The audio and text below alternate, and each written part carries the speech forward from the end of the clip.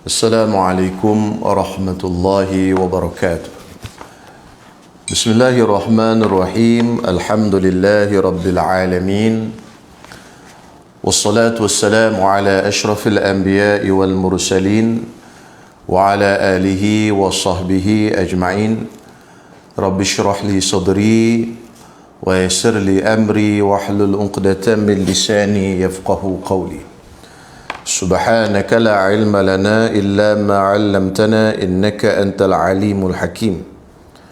Allahumma fakkihna fid din wa 'allimna at-ta'wil.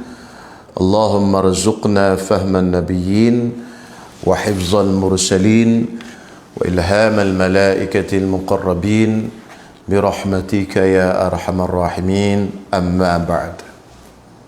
Alhamdulillah, pertama-tama kita merafakkan setinggi-tinggi syukur kehadrat Allah Subhanahu wa taala. Dengan limpah kurnia Allah Subhanahu wa taala pada pagi yang penuh barakah ini, Allah Subhanahu wa taala mempertemukan kita dalam sesi kuliah online ini di Masjid Al-Iman Kemensah Haid. Mudah-mudahan pertemuan kita ini diberkati dan dirahmati oleh Allah Subhanahu wa taala, insya-Allah. Muslimin muslimat yang dirahmati Allah Subhanahu wa taala, pada pagi ini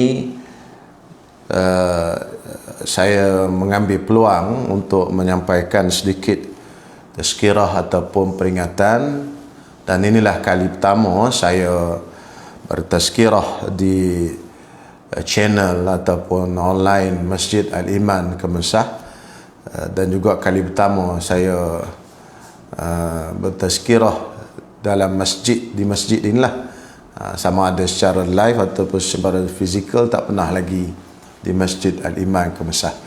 Jadi saya mengucapkan ribuan terima kasihlah kepada ahli jawatan kuasa yang menjemput saya untuk bertazkirah online pada pagi ini. Jadi tajuk yang saya pilih pada pagi ini ialah amalan-amalan yang mewajibkan seseorang itu masuk ke dalam syurga. Sebenarnya di sana ada kitab khusus yang dikarang oleh ulama, oleh Syekh Abdullah bin Muhammad Siddiq Al-Ghumari, yang bertajuk Tamamul Minnah bi Bayani Al-Khisali Al-Mujibati Lil Jannah. Tamamul Minnah, kesempurnaan anugerah Allah Subhanahu wa taala, menceritakan tentang khisal, cabang-cabang yang mewajibkan seseorang itu untuk masuk ke dalam syurga berdasarkan kepada hadis-hadis Nabi sallallahu alaihi wasallam. Jadi tuan-tuan yang dirahmati Allah Subhanahu wa taala, insya-Allah saya akan pilih beberapa hadis daripada kitab ini untuk kita kongsikan pada pagi ini bersama dengan tuan-tuan sidang pendengar, sidang penonton sekalian. Baik tuan-tuan semua, yang pertama sekali hadis yang berbunyi an Abi Hurairah radhiyallahu taala anhu qala Rasulullah sallallahu alaihi wasallam man asbaha minkumul yawma sa'ima. Faqala Abu Bakr radhiyallahu ta'ala anhu ana. Faqala man at'ama al-yawma minkum miskina. Faqala Abu Bakr ana. Qala man tabi'a minkumul yawma janazatan. Qala Abu Bakr ana. Qala man ada minkumul yawma maridan. Qala Abu Bakr ana. فقال رسول الله صلى الله عليه وسلم ما اجتمعت هذه الخصال قط في رجل إلا دخل الجنة. رواه ابن خزيمة في صحيحه.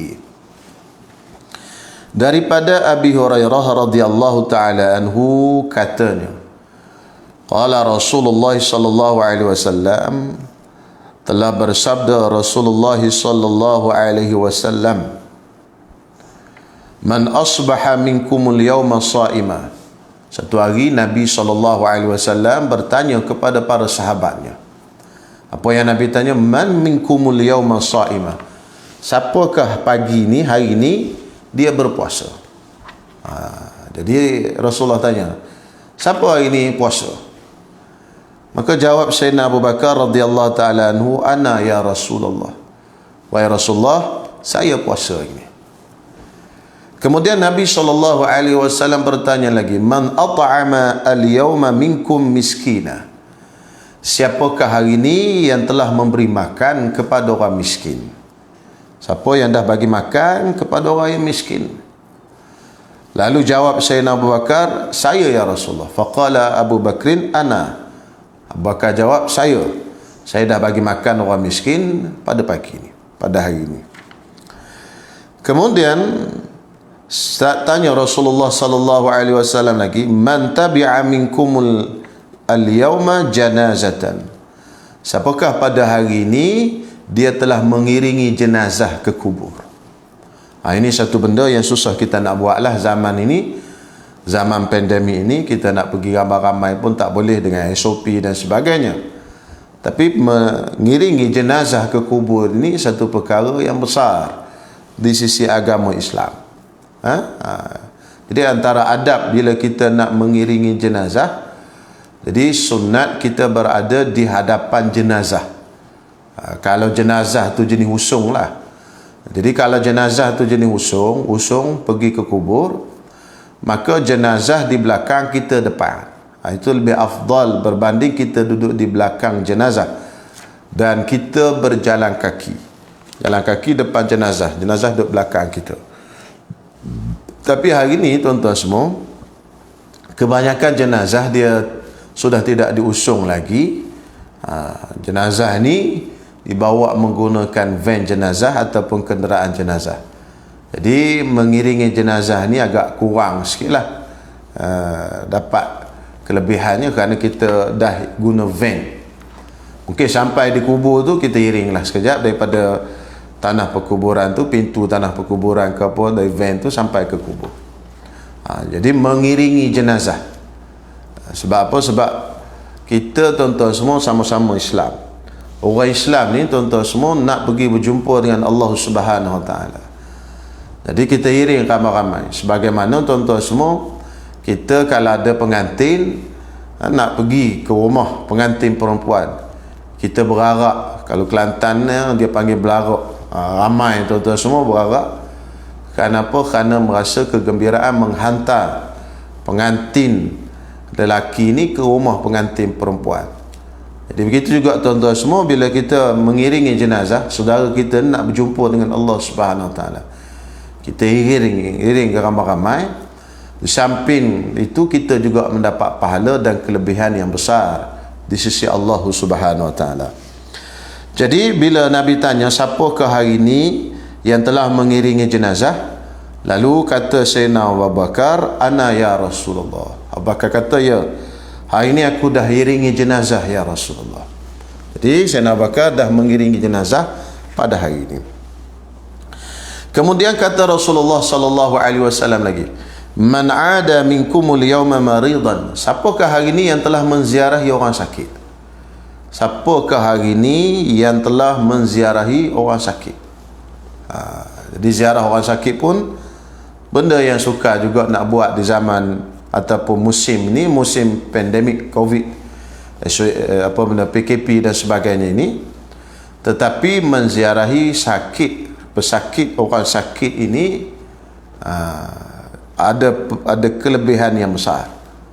Sehingga kan Allah Subhanahu Wa Taala dalam hadis kursi menyebutkan bahawasanya, aku sakit, kenapa kamu tak ziarahi?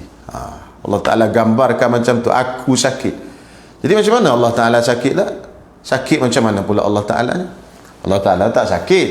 Kerana Allah Ta'ala sifatnya mukhalafathu lil hawadis, tidak sama dengan yang baru. Laisa kamitslihi syai', tidak ada sesuatu pun yang sama dengan Allah Subhanahu Wa Ta'ala. Jadi kita faham dah itu Allah Ta'ala tak sakit. Jadi maksudnya hamba-ku sakit. Hamba-ku sakit, ini orang yang beragama Islam khususnya sakit, tapi kita tidak menziarahinya. Jadi itu teguran daripada Allah Subhanahu Wa Ta'ala. Jadi menunjukkan besarnya kelebihan menziarahi orang sakit. Tapi kita kena lihatlah suasana dan macam mana. Mudah-mudahan suatu hari nanti kita boleh menziarahi orang sakit sebagaimana sebelum daripada ini, tanpa kita ada SOP dan sebagainya yang ketat seperti inilah. Mudah-mudahan Allah Ta'ala angkat COVID ini dengan segera daripada muka bumi ini. Jadi apabila Nabi SAW tanya macam tu, lalu jawab Sayyidina Abu Bakar, ana ya Rasulullah, saya wahai Rasulullah, saya telah menziarahi orang sakit hari ini. Lalu selesai daripada itu, Rasulullah SAW bersabda, majtama'at hazihi al-khisal qattu fi rajulin illa dakhala al-jannah. Tidak ada seorang pun yang ada pada dirinya perkara-perkara tersebut, perkara-perkara yang 4 tadi, illa dakhala al-jannah, melainkan dia akan masuk ke dalam syurga. Illa dakhala al-jannah, melainkan dia akan masuk ke dalam syurga. Jadi tuan-tuan semua, apa benda 4 perkara tadi? Baik, saya ulang balik. Yang pertama ialah puasa. Jadi sekarang kita berada dalam bulan Rajab, salah satu daripada bulan-bulan haram, yang mana kita disunatkan untuk memperbanyakkan puasa di dalam bulan-bulan haram. Bulan haram ni kan tuan-tuan semua ada 4. Zulhijjah, Zulqaidah, kemudian Muharram. Zulqaidah, Muharram, ada 3. Kemudian Rajab, 4 bulan. Jadi Zulhijjah, Zulqaidah, Muharram, kemudian Rajab. 4 ni dipanggil bulan-bulan haram. Di zaman jahiliah dulu mereka tidak akan berperang. Dalam 4 bulan ini mereka akan simpan pedang-pedang mereka. Kenapa? Kerana bulan yang 4 ni bulan haram, iaitu haram ni maksudnya yang mempunyai kebesaran. Sebagaimana kita sebut Masjidil Haram, maksudnya masjid yang ada kemuliaan dan kebesaran di sisi Allah Subhanahu wa Ta'ala. Jadi dalam bulan Rajab ni kita digalakkan ataupun disunatkan untuk memperbanyakkan puasa. Itu mazhab kita Imam Syafi'i dan kebanyakan daripada mazhab-mazhab fiqh yang lain. Bulan Rajab ini bulan yang dituntut dan disunatkan untuk kita banyak puasa. Jadi bulan depan, bulan Syaban, kemudian kita akan masuk ke dalam bulan Ramadan. Jadi berpuasa tuan-tuan semua. Tuan-tuan pilihlah, hari ni hari apa, hari ni Selasa ke, esok nak puasa ke, ataupun lusa. Jadi kita puasa. Kemudian beri makan kepada orang miskin. Beri makan kepada orang miskin. Terutama sekali di zaman ni tuan-tuan semua, musim ni kan ramai orang yang susah tuan-tuan semua, orang yang hilang pekerjaan, orang yang niaga tak boleh, niaga pun tak dapat keuntungan yang banyak, kan, orang yang dibuang kerja dan sebagainya. Musim ni musim al-maklum tuan-tuan semua, musim yang orang menghadapi kesukaran, kan, perniagaan tak jalan, bisnes tak jalan, kan, kerja pun tak boleh nak buat, ada yang diberhentikan kerja dan sebagainya. Kita tengok jiran-jiran sebelah rumah kita, yang paling dekat sekali dengan kita khususnya, kan, sebelah-sebelah rumah dulu, tak payah pergi jauh. Tengok, oh dia ni susah ni, dia ni kena berhenti kerja ni. Kita pun beri makan kepada dia, beri minuman kepada dia, hantar makanan. Kita pergi ke kedai beli nasi, kan, ataupun senang sekarang tuan-tuan semua, tak payah mana, kita order je Grab Food, buh alamat dia. Jadi terus Grab Food sampai ke rumah dia. Dia pun tak tahu siapa hantar apa semua. Itu lagi senang. Kita pun senang, tak payah tak datang perasaan riak dan sebagainya. Macam-macam cara kita boleh buat. Yang ketiga tuan-tuan semua ialah menziarahi orang, mengikuti jenazah. Ini mungkin sukarlah, tapi kalau ada peluang, kan, SOP agak longgar dah sikit PKP ni kan. Sekarang ni, jadi kita kalau ada peluang, kita pergi mengikuti jenazah sampai ke kubur. Dan yang keempat, menziarahi orang sakit. Mungkin ada peluang, kan, mungkin ada kesempatan boleh ziarahi orang sakit, kita pergi ziarah orang sakit. Maka siapa yang buat keempat-empat perkara ini dalam satu hari, mengikut hadis ini dalam satu hari lah. Jadi hari itu juga dia puasa, hari itu juga kebetulan ada jenazah, hari itu juga dia menziarahi orang sakit, dan hari itu juga dia memberi makan kepada orang miskin. Maka amalan-amalan ini mewajibkan dia masuk ke dalam syurga. Kita faham tuan-tuan semua, kita dah belajar dalam hadis yang lain yang memasukkan seorang itu ke dalam syurga itu bukan amalannya. Yang masukkan seseorang itu ke dalam syurga adalah rahmatnya. Namun cara untuk mendapatkan rahmatnya itu, rahmat Allah Ta'ala, ialah dengan kita memperbanyakkan amalan. Jadi antara amalan-amalannya inilah yang disebutkan oleh Nabi SAW. Amalan-amalan ini memudahkan langkah kita untuk pergi ke syurga, insya-Allah. Habis selesai tuan-tuan semua. Satu. Kemudian tuan-tuan semua, hadis yang seterusnya, an Uqbah bin Amir radhiyallahu taala anhu qala sami'tu Rasulullah sallallahu alaihi wasallam yaqul yu'jibu rabbuka min ra'i ghanamin ala ra'si shatiyatin dil jabal yu'adhdhinu bis salati wa yusalli فيقول الله عز وجل انظروا إلى عبدي هذا يؤذن ويقيم الصلاة يخاف مني قد غفرت له وأدخلته الجنة رواه أبو داود والنسائي. Daripada Uqbah bin Amir radhiyallahu taala anhu, katanya, aku telah mendengar Rasulullah sallallahu alaihi wasallam bersabda, yu'jibu rabbuka, Allah Subhanahu wa taala kehairanan daripada penggembala kambing di atas puncak bukit. Dulu biasanya orang gembala kambing hujung-hujung bukit, puncak bukit atau tepi-tepi bukit gitulah. Syatiyatin dil jabal, yani qit'atin minal jabal, satu potong daripada bukit. Ada sebahagian daripada bukit dia belah kambing, duduk di situ. Yu'adhdhinu bis salati wa yusalli, kemudian dia mengazankan dengan sembahyang dan mengazankan untuk sembahyang dan dia sembahyang. Fa yaqulullahu azza wa jalla, lalu Allah Subhanahu wa taala berfirman kepada para malaikatnya, unzuru ila abdi hadha, hai para malaikat, kamu tengok kepada hamba-Ku ini, yu'adzin wa yuqimu salata yakhafu minni, azan, dia azan kepada untuk menunaikan salat dalam keadaan dia takut kepadaku. Qad ghafartu, sesungguhnya aku telah ampunkan baginya, ghafartu lahu wa adkhaltuhul jannah, dan aku masukkannya ke dalam syurga. Jadi tuan-tuan semua, hadis ni menceritakan seorang lelaki yang mana dia ini berjalan, yang mana dia ni duduk jauh daripada orang, gembala kambing dalam bukit, tepi bukit dan sebagainya.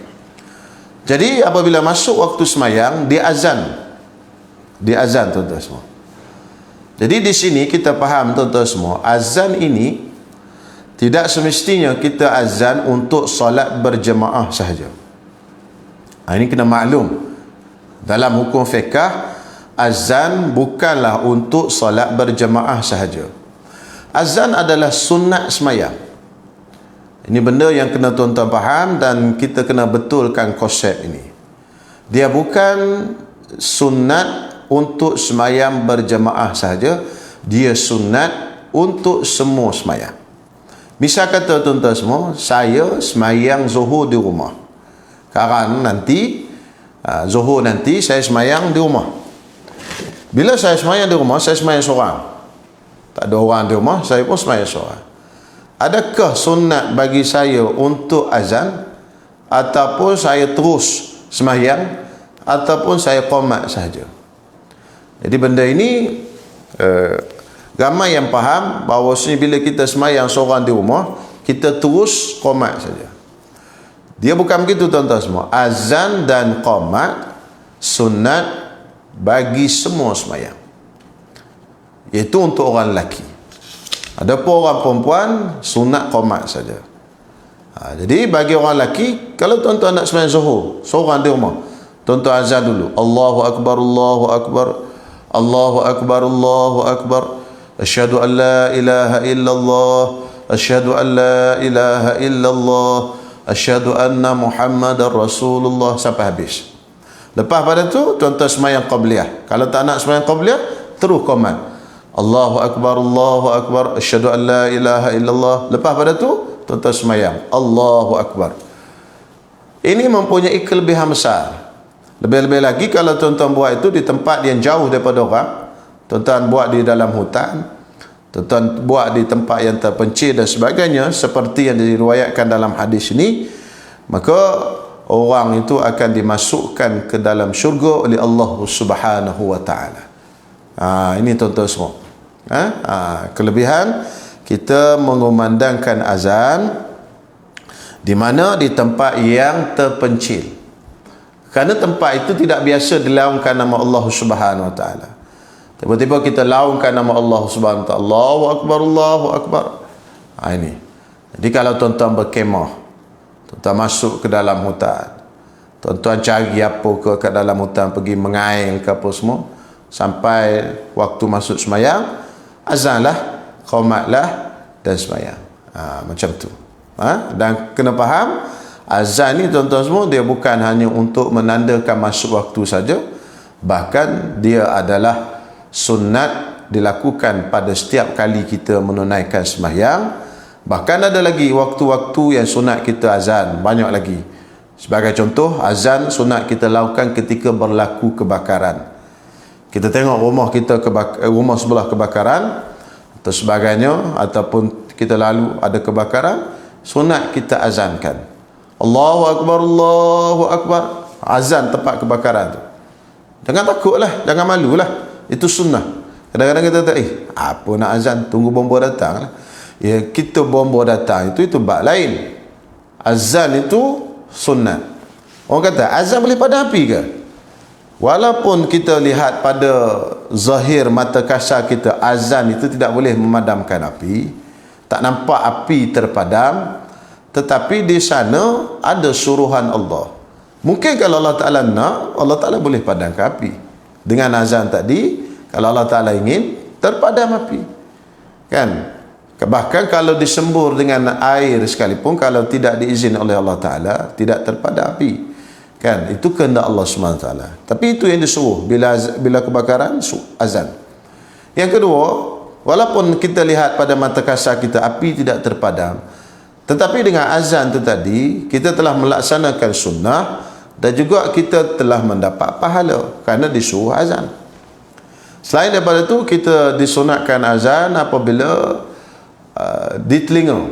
Disuruh azan dalam kitab Fathul Mu'in, disuruh azan di telinga anak-anak yang nakal, yang degil. Anak-anak kita tuan-tuan semua tak apa dengar cakap tuan-tuan semua. Kalau kita suruh benda ini, dia tak dengar. Suruh benda ini tak dengar tuan-tuan semua. Agak keras sikit. Tuan-tuan panggil dia dan tuan-tuan azan di telinga kanan dia. Allahu akbar, Allahu akbar, azan. Benda ini ada disebutkan dalam kitab Fathul Mu'in. Bagi orang yang buruk perangainya, tak elok perangainya, kita azankan di telinganya. Juga ketika mana orang yang dirasuki hantu, masuk hantu jin lah, orang Melayu panggil hantu. Kalau masuk jin, sunat kita azankan di telinga dia. Sunat diazankan di telinga juga. Begitu juga sunat kita azan di belakang orang musafir. Di belakang orang musafir. Itu disebut belakang. Contohnya ada jiran kita nak pergi ke Mekah. Dia nak musafir lah, musafir jauh. Kalau dia nak musafir dekat-dekat, setakat dia nak pergi kerja tu, tak dipanggil musafir lah. Takkan hari-hari kita nak azan kan? Hari-hari dia pergi kerja. Jadi katalah jiran kita ni nak pergi ke Mekah. Ini biasa kita buat. Kan? Dia bukan suatu adat, tapi dia satu tuntutan agama. Jadi kita duduk di belakang dia, diri di belakang orang yang nak musafir. Kita azankan di belakang dia. Bukan azan di tepi, bukan azan di depan. Kita azan di belakang orang musafir. Jadi orang musafir di depan kita, kita azan Allahu akbar, Allah. Jadi elok orang musafir itu menghadap arah kiblat lah. Azan tu menghadap kiblat. Okey. Lagi sunat azan sunat dilaungkan ketika mana kita melalui tempat-tempat yang menakutkan. orang kata berpuaka lah kalau bahasa Melayu mudah lah. Kadang-kadang kita lalu tempat ni orang rasa seram je kan. Tempat itu kita azankan. Boleh. Dan banyak lagi lah fungsi azan di dalam agama Islam. Cuma yang kita maklum, yang kita tahunya, yang kita biasa dengarnya ialah azan ni banyak kita buatnya ketika mana apa? Ketika mana kita nak sembahyang saja. Tapi sebenarnya banyak lagi fungsi-fungsi azan yang disebutkan dalam kitab. Jadi sebab itu dan satu lagi terlupa yang masyhur lah azan, iaitu bila bayi baru lahir sunat diazankan di telinga kanan dan diiqamatkan di telinga kiri. Azan di telinga kanan, iqamat telinga kiri. Azan terus tuan-tuan semua. Azan terus. Siapa nak azan, tak kisah siapa-siapa. Siapa saja yang ada di situ, tidak syarat bapak dia. Kadang-kadang setengah kita ni dia tunggu bapak dia. Dia tunggu bapak nak datang. Jadi bapak pun lambat datang. Besok baru datang. Maka jadilah azan tu bukan kalimah pertama yang didengari oleh baby itu tadi. Kalimah pertama yang didengari oleh baby tadi benda lain. Kalimah-kalimah lain. Mengumpat ke, mencarut ke dan sebagainya. Dia naknya kalimah pertama yang didengar oleh baby tadi dalam dunia ni Allahu Akbar. Macam tu. Jadi dah keluar baby tadi, ambil azan lah. Allahu Akbar, Allahu Akbar. Macam tu. Tak ada bapak dia, siapa saja yang ada di situ. Bahkan ulama sebut mak dia pun boleh azan. Perempuan pun boleh azan. Pasal apa? Pasal masalah ini tidak termasuk dalam masalah azan memanggil orang solat. Dia sekadar azan zikir saja. Zikir tu. Ada disebut dalam kitab, dalam kitab fiqh. Kalau kita Arab dia disebut dalam Hasyiah Al-Baijuri. Kata ulama, walaupun perempuan pun boleh azan untuk bayi itu tadi. Baik, selesai tuan-tuan semua. Itulah kelebihan azan. Kemudian tuan-tuan semua, yang terakhirlah saya ingat pada pagi ni insya-Allah, hadis pagi ni insya-Allah kita lebih kurang setengah 40 minit kita habislah kuliah kita ni ya. An Abi Sa'id al-Khudri radhiyallahu ta'ala anhu qala Rasulullah sallallahu alaihi wasallam man akala tiba wa amila fi sunnatin wa aminan nasu bawa'iqahu dakhala al-jannah. Qalu ya Rasulullah inna hadha fi ummatika al-yawm kathir. Qala wa sayakunu fi qaumin ba'di. Rawahu Al-Hakim wa sahahahu. Daripada Abi Sa'id Al-Khudri radhiyallahu ta'ala anhu katanya, sabda Nabi sallallahu alaihi wasallam, barang siapa yang memakan makanan tiba yang elok, wa amila fi sunnatin dan beramal di dalam sunnah, wa aminan nasu bawa'iqahu dan manusia selamat daripada kejahatannya, dakhalal jannah, maka dia akan masuk ke dalam syurga. Qalu, lalu para sahabat bertanya kepada Rasulullah, ya Rasulullah, inna hadha fi ummatika al-yawma kathirun. Wahai Rasulullah, benda ni, tiga benda ini ramai umat kamu buat pada hari ni. Di zaman Rasulullah ni, benda ni, tiga benda ni ramai orang buat. Kan? Bukan benda luar biasa pun. Maksudnya macam itulah mereka tanya kepada Rasulullah sallallahu alaihi wasallam. Bila sahabat tanya macam tu, kata Nabi sallallahu alaihi wasallam, qala wa sayakunu fi qaumin ba'di. Dia akan berlaku kepada kaum, yakni umatku selepas daripadaku. Jadi baik, kita tengok balik hadis ni tadi tuan-tuan semua. Yang pertama, Nabi SAW sebut man akala tiba, siapa yang makan makanan yang tib, yang elok. Yang elok di sini maksudnya yang halal. Jadi tuan-tuan semua, pencarian yang halal itu suatu fardu. dalam kehidupan kita sebagai seorang Muslim. Kita wajib cari benda yang halal. Tuan-tuan semua, Nabi SAW sebut dalam hadis yang lain, al-halalu bayyinun wal haramu bayyinun. Halal itu jelas, haram itu jelas. Wa bainahuma umurum mushtabihat. Faman ittaqa syubhati faqad istabra'a li dinihi wa irdih. Dan di antara halal dan haram itu ada perkara yang syubhat, perkara-perkara yang tak jelas. Maka siapa yang menjauhi perkara yang syubhat itu, maka dia telah memelihara agama, maruahnya dan juga agamanya. Jadi tuan-tuan semua, tuan-tuan yang dirahmati Allah Subhanahu Wa Taala, halal kita tahu, ni benda halal. Ni haram. Haram pula tuan-tuan semua dia terbahagi kepada dua. Haram li zatihi, haram li ghairihi. Haram pada fizikalnya. Fizikal benda itu haram. Macam contoh darah. Darah tak boleh dimakan kerana fizikal darah itu, zat dia itu haram. Bangkai itu haram. Kenapa? Kerana fizikal dia itu haram. Arak itu haram kerana fizikal arak itu haram, tak boleh dimakan. Yang ini insya-Allah tuan-tuan semua kebiasaan orang Islam akan jauhi. Bahkan kalau bunyi makanan itu ada DNA babi, ada DNA khinzir dan sebagainya, melompat-lompat orang Islam kita tak nak beli dan viral di dalam media massa, Facebook dan sebagainya. Tapi yang jadi masalahnya tuan-tuan semua yang satu lagi, haram li ghairihi. Haram kerana punca yang lain. Pada fizikal bendanya, benda itu tidak haram. Tapi pada punca pengambilan ataupun punca mendapatkan makanan itu tadi adalah haram. Sebagai misal tuan-tuan semua, nasi lemak. Nasi lemak tak haram. Pada asasnya ada nasi, pada asasnya ada ikan bilis, kacang, telur, sambal dan sebagainya. Benda dalam tu dari segi fizikalnya halal. Tetapi tuan-tuan semua, boleh jadi nasi lemak itu tadi diperolehi, didapati dengan cara yang haram.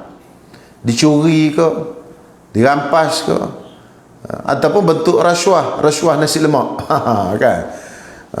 Nasi lemak pun boleh jadi rasuah juga. Jadi tuan-tuan semua, mungkin dia pergi ke kedai, warung tepi jalan, dia ambil nasi lemak sebelah bungkus. Bila dia tanya, dia cakap kat tuang kedai tu, ni kak nasi lemak 10 bungkus. Bermakna dia ambil 10, dia ambil 11, tetapi dia dengan sengaja membayar 10. Satu tu tadi kira rampas ataupun kira curi. Mudah bahasanya curilah. Jadi tuan-tuan semua, curi ataupun ambil benda tanpa cara, apa benda dengan cara yang haram. Haramlah ambil benda orang macam tu tadi. Maka tuan-tuan semua, kita bawa balik makan nasi lemak. Nasi lemak ni, makanlah nasi lemak, tak ada haram apa-apa. Ya, memang tidak ada haram. Tapi cara mendapatkan itu adalah haram. Kita pun bawa bagi makan pada anak, bawa bagi makan pada isteri, bawa bagi makan pada kaum keluarga kita. Maka tuan-tuan semua, darah yang terjadi daripada makanan tadi, maka tuan-tuan semua, dia tidak akan mendapat keberkatan dalam hidup. Betul, dosa tak dapat. Tuan-tuan semua, ya, anak isteri tadi tak berdosa. Sebab apa? Sebab makanan tadi dia bukan makan secara haram dengan sengaja. Kan? Dia tak tahu yang bawa balik makanan tu tahu benda haram. Tetapi tuan-tuan semua, dari segi keberkatan darah dagingnya tuan-tuan semua, maka tak ada. Ibarat macam kita minum air tuan-tuan semua. Kita minum air, kita ambil air, kita minum. Kita minum air dengan anggapan dia air. Dosa tak kita? Tak dosa. Tetapi dalam air itu tadi ada racun dalamnya. Adakah kita minum air tadi berdosa? Tak berdosa, sebab kita tak tahu ada racun dalam air.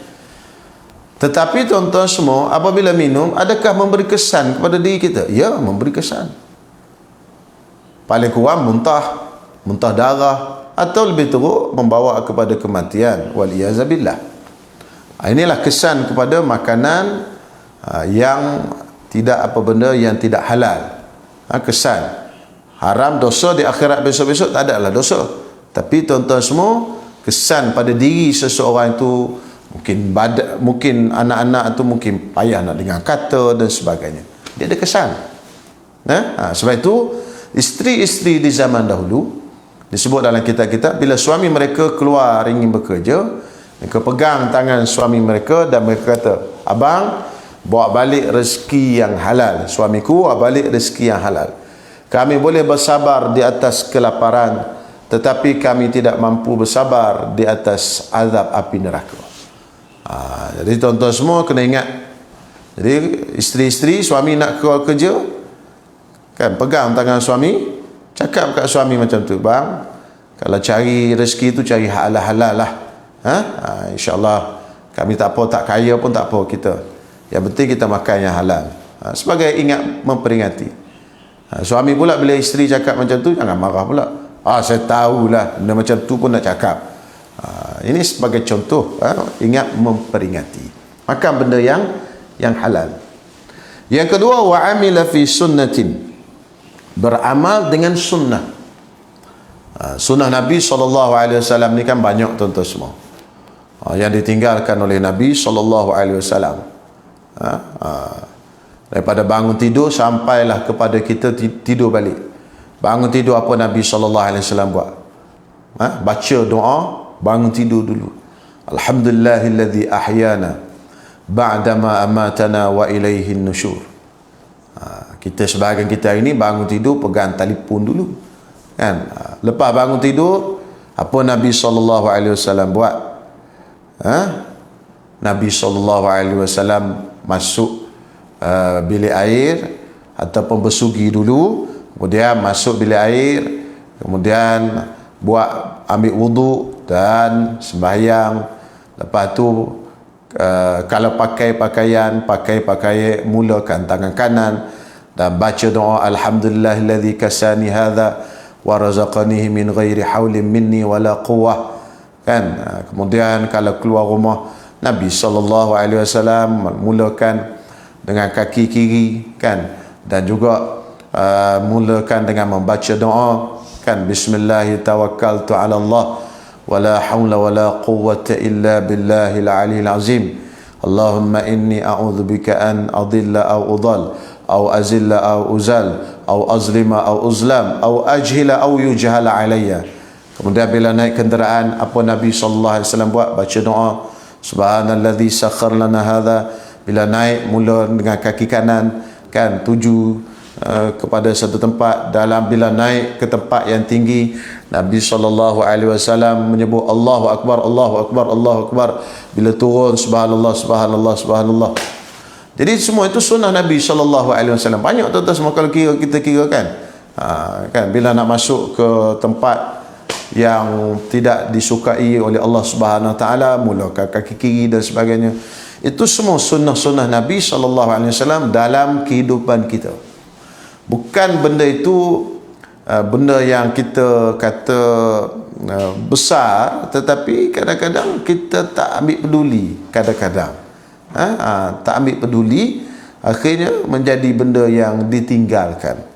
Akhir zaman ni tuan-tuan semua, sebab itu Nabi sebut benda ini, bila sahabat tanya, benda ini banyak di kalangan sahabat-sahabat buat. Rasulullah jawab, ya, tapi akan berlaku di akhir zaman. Kemudian yang ketiga, iaitu manusia selamat daripada kejahatannya, tidak menyakiti orang. Tuan-tuan semua, jangan suka menyakiti orang, sama ada dengan perkataan kita, keluarkan kalimah-kalimah yang menyakitkan orang, ataupun dengan tulisan kita, tulis ayat-ayat yang menyakitkan orang. Ada masalah nak marah ke orang, tulis kat Facebook, menyakitkan orang, menghina orang, kan, mengejek orang, sama ada dengan perbuatan kita, walaupun benda-benda yang simple saja, tuan-tuan semua, kan? Sebagai contoh benda simple ni yang banyak berlaku kadang-kadang lah, tak tahulah, mungkin tak berlaku dalam diri tuan-tuan semua. Kita duduk di kawasan perumahan. Kawasan perumahan ni rumah dekat-dekat, rumah teres katakanlah, sebelah menyebelah. Kalau waktu maghrib, kan, Waktu sepatutnya orang semayang, waktu sepatutnya orang duduk di rumah nak semayang maghrib, baca Quran dan sebagainya. Kita pula tuan-tuan semua buat bising, pasang lagu-lagu dan sebagainya. Yang kita nak buat tak semayang ke apa semua, itu satu bab yang lain. Tapi menyakiti jiran-jiran, menyakiti orang, ini satu masalah. Ini satu masalah. Ataupun buang sampah, sampah pun sama. Tuan-tuan, kita ada tong sampah masing-masing. Ambillah sampah tu, buang dalam tong sampah kita, kan? Kerana tuan-tuan, lori sampah ni, tong sampah ni, tuan-tuan semua orang nak guna tong sampah ni. Kalau dah penuh tong sampah tu tadi, tuan rumah tak boleh nak masukkan sampah dia. Walaupun kita lah sampah je pun, kan? Dan kita perhatikan tuan-tuan semua, kalau kita minum, kita nak masukkan dalam tong sampah orang, tengoklah tuan-tuan semua, kalau boleh dibuka plastik tu, buat masuk dalam plastik. Sebab banyak berlaku di kawasan kejiranan saya ni, tuan-tuan semua, dia minum lalu buat masuk tong sampah. Bila lori sampah angkut, dia angkut yang plastik saja, yang botol-botol tu duduk termendap di bawah. Jadi terpaksa pula lah tuan rumah kutip balik, bawa masuk dalam plastik, ikat balik, barulah lori sampah ambil. Jadi benda-benda yang macam ni pun benda yang remeh je tuan-tuan semua, tapi dia boleh menyakitkan orang, terutama sekali jiran-jiran. Apatah lagi benda-benda yang besar, curi barang orang, kan, menghina maruah orang, menjatuhkan maruah orang dan sebagainya, itu semua lagi lah.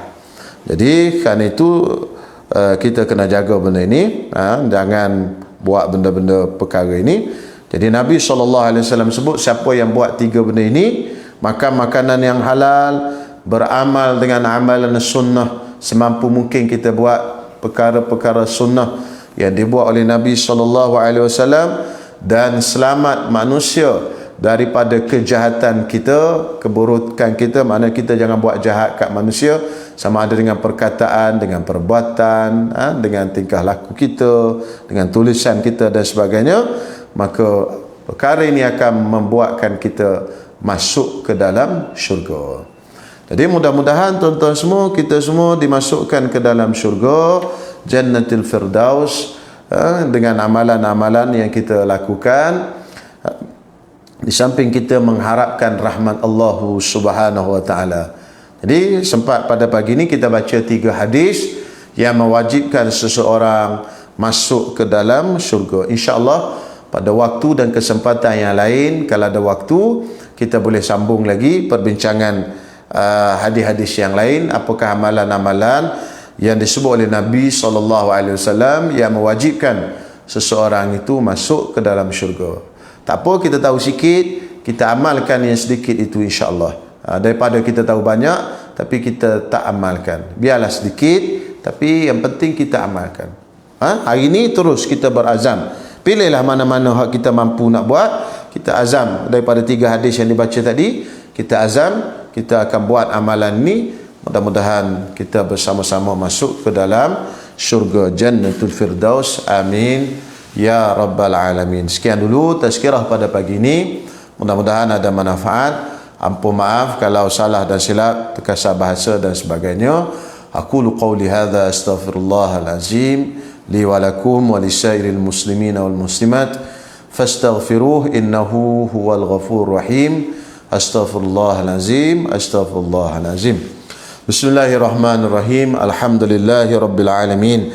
Wassalatu wassalamu ala ashrafil anbiya'i wal mursalin wa ala alihi wa sahbihi ajma'in. Allahumma inna nas'aluka ridhaka wal jannah wa na'udzu bika min sakhatika wan nar.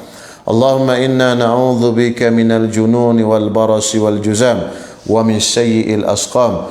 Allahumma rabban nas muzhibal ba'as ishfi anta syafi لا شفاء إلا شفاؤك شفاء لا يغادر سقما ولا ألما. اللهم إنا نعوذ بك من جهد البلاء ودرك الشقاء وسوء القضاء وشماتة الأعداء. وصلى الله على سيدنا محمد وعلى آله وصحبه وسلم والحمد لله رب العالمين. تقبل الله منكم. السلام عليكم ورحمة الله وبركاته.